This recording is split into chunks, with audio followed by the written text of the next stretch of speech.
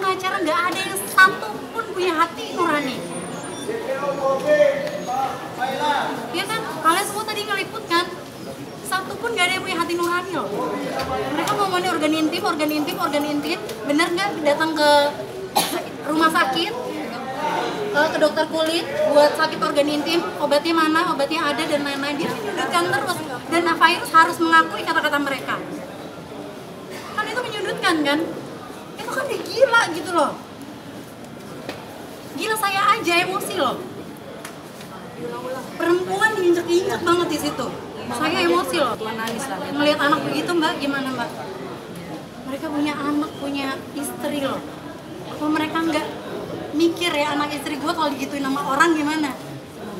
Sedangkan virus merasa terinjak-injak harga dirinya soal itu. Virus bilang saya merasa tertekan. Saya disudutin, saya merasa tertekan, saya disudutin katanya. Jadi memang persidangannya adalah pada hari ini kan meminta keterangan daripada virus, ya. Dan kalau kita lihat tadi itu bahwa virus sudah berusaha untuk memberikan keterangan sebenar-benarnya seperti apa yang dia ketahui. Memang sedikit ada tekanan yang dirasakan oleh virus karena ada beberapa pertanyaan yang menurut virus dari kuasa hukum terdakwa itu yang terlalu menyudutkan dia sebagai korban, ya. Dan diulang-ulang terus, ya. Jadi wajar kalau misalnya kemudian virus merasa ada tekanan dan akhirnya teman-teman lihat sendiri dia akhirnya sampai pingsan. Nah, tapi saya perlu jelaskan dan perlu luruskan. Perkara ini adalah perkara terkait dengan masalah Undang-Undang Informasi Transaksi Elektronik, ya, yang isinya adalah barang siapa yang mendistribusikan sehingga dapat diaksesnya suatu informasi yang ada unsur kesusilaan dan pencemaran nama baik, maka dihukum. Itulah kira-kira konteksnya. Jadi tidak bicara mengenai masalah kebenaran isi kontennya, ya. Sementara tadi pertanyaan itu kan lebih kepada hal-hal yang berbau organ intim, ya.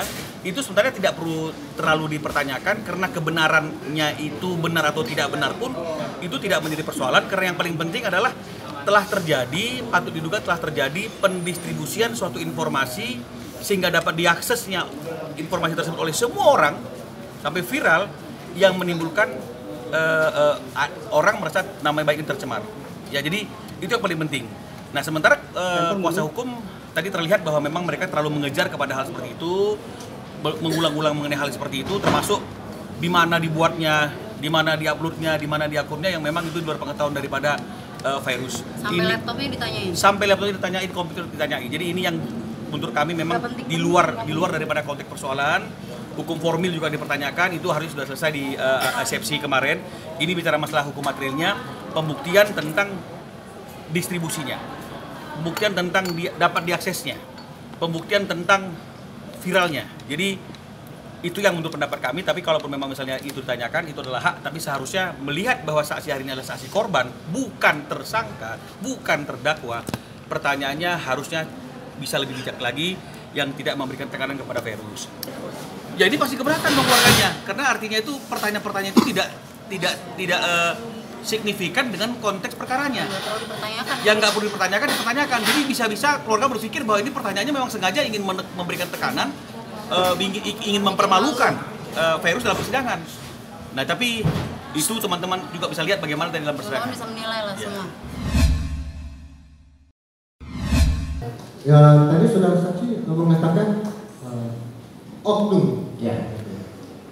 Bisa dipastikan oknum ini ada nggak di sini? Saya mungkin atau rekan saya yang lain? Ya mana saya tahu, Pak. Tadi mengatakan oknum itu maksudnya? Tapi saya tahu orang yang nelfon saya. Oh gitu. Ya. Oke. Terhadap apapun itu intinya apa yang maksudnya oknum itu? Maaf saya nggak jelas sebenarnya. Yang saudara saksi maksud apa yang maksud dengan oknum itu gitu? Jadi oknum itu menyampaikan kalau gini loh, Fai, gua mau nyampaikan berita nih. Dia tidak mau menyebutkan namanya, dan bilangnya dari pengacara Pablo. Terus saya bilang siapa? Maaf bapak namanya Riato Barat, ya Riato Barat, bukan yang lain katanya gitu. Oh kenapa? Katanya gini Fai, mau nggak gini-gini bla bla bla, menawarkan uang damai yang lumayan cukup besar. Akhirnya saya bilang saya nggak mau, dia bilang gitu. Ya udah berapapun katanya, kalau misalnya kamu mau kita sanggupin. Saya bilang istri saya bilang saya nggak mau, ini masalah harga diri istri saya, ini masalah harga diri saya. Saya bisa dapat poinnya. Ya. Artinya kuasa hukum Pablo. Kuasa hukum Pablo. Dia mengatasnamakan itu. Iya. Itu sampingan ya. Nah, maksud saya yang perlu saya ketahui dari saksi adalah ada upaya untuk pendamaian. Akhirnya kan sebetulnya kan ada upaya itu. Mengenai masalah hukum itu saya kurang gitu ya. Ya, nanti saya bukan dari kuasa hukum Gali gitu. Dipastikan kan. Saya punya buktinya. Saya lupa itu kuasa hukum Pablo Gali atau Pablo doang, tapi saya punya buktinya. Iya, apa-apa. Alhamdulillah lega, aku bicara sejujur-jujurnya. Semoga apa yang lakuin ini bisa diproses sama hakim, karena aku akan menyerahkan semuanya pada majelis hakim. Kita mohon keadilan buat istri saya. Bukti-bukti semua udah jelas, kita udah bersaksi di sini, dan insya Allah kita nggak pernah takut. Sebenarnya aku nggak emosi sih, cuma gemes aja ngelihatnya, lucu. Saya biasa aja sih, malah lucu aja tiba-tiba dia menyangkal, padahal teman-teman sendiri tahu dia ngomong seperti apa. Masyarakat Indonesia tahu, masyarakat Indonesia pintar, nggak bodoh, insya Allah. Damai. Ada buktinya, semua udah jelas, insya Allah ya Bang ya. Nanti kita akan serahkan semua ini ke pengadilan, ke Pak Jaksa semua, biar diproses. Kenapa? Karena di sini istri saya yang benar, istri saya korban. Buat apa saya bohong? Buat apa saya ngelebih-lebihin perkara? Toh saya yang disakiti adalah istri saya. Biasanya yang berbohong itu kan yang berbuat salah, benar nggak? Supaya apa? Supaya tidak dihukum. Jadi saya tidak perlu berbohong. Nanti akan kita, biar lebih enak maksudnya, biar nggak jadi salah paham juga, kita akan buka ini di pengadilan. Insya Allah biar Pak Jaksa yang memproses ini, diserahkan kepada majelis hakim. Insya Allah semuanya udah jelas. Insya Allah itu sesuatu yang menurut saya tidak baik ya. Pertanyaannya apa, kasusnya apa, tapi disudutkannya ke arah mana? Cuma pengen membongkar psikologis istri saya aja. Udah wajar dong kalau misalnya istri saya nangis. Wajar dong kalau misalnya seorang perempuan saya tanya, kalau dicecer kayak gitu apa yang kalian rasain? Istri kalian, anak kalian, perempuan kalau dicecer kayak gitu tidak sesuai dengan konteks. Udah gitu pengacara tersebut saya dengar arahnya ke arah organ intim. Kenapa? Doyan banget sama organ intim? Alhamdulillah, Masya Allah. Keluarga sayang sama Fairuz, teman-teman sayang sama Fairuz, masyarakat sayang sama Fairuz. Orang yang benar pasti akan membela yang benar. Itu sudah pasti, harga mati.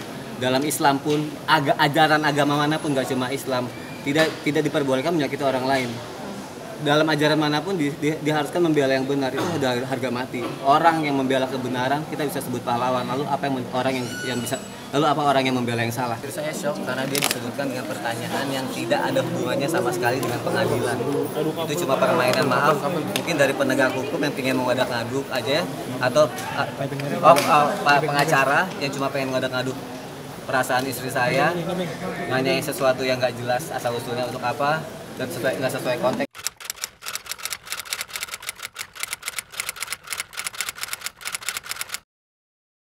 Jadi jangan lupa untuk subscribe Cumi Cumi.